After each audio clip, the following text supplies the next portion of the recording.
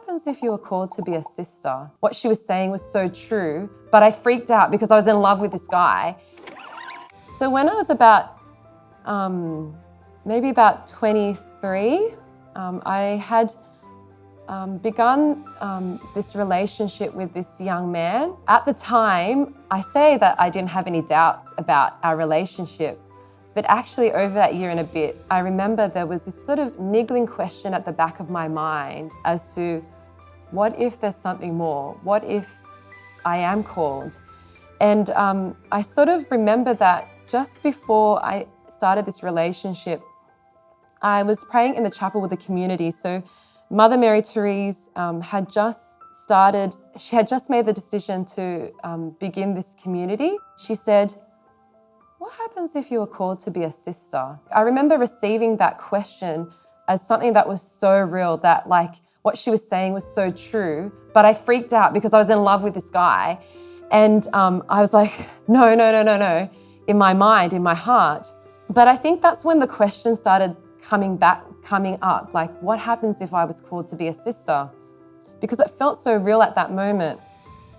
I remember going to my spiritual director and we sort of talked about maybe taking a year of discernment.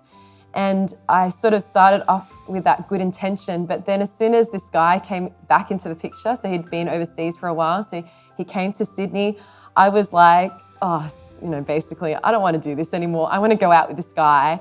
And so I'd made this decision, or I'll discern this way, I'll discern marriage before I discern a religious vocation.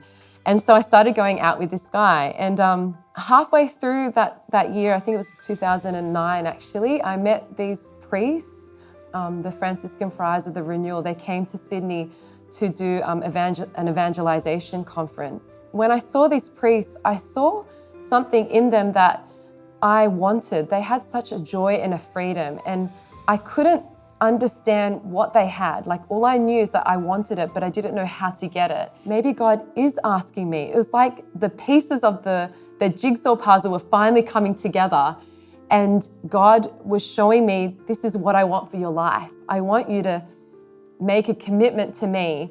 I want you to step out and do my will. And I was like, no, Lord, no, not this. Because I just never thought that being a sister could fulfill me or could make me happy. And then I looked back again over those couple of years and I realized that anytime I made a decision, it was always with the view of like what I wanted or what I would like. But every time I followed what I wanted, it just made me more and more miserable, more and more less me. So I was thinking, okay, God, well, I believe you do have a loving plan for my life and that your will is good for me. So I guess I've got to try out your will. And so I think that's what helped me step out. And at the beginning of 2011, very reluctantly, but knowing that this is what God wanted for me, I stepped out as an aspirant of the Sisters of the Immaculata.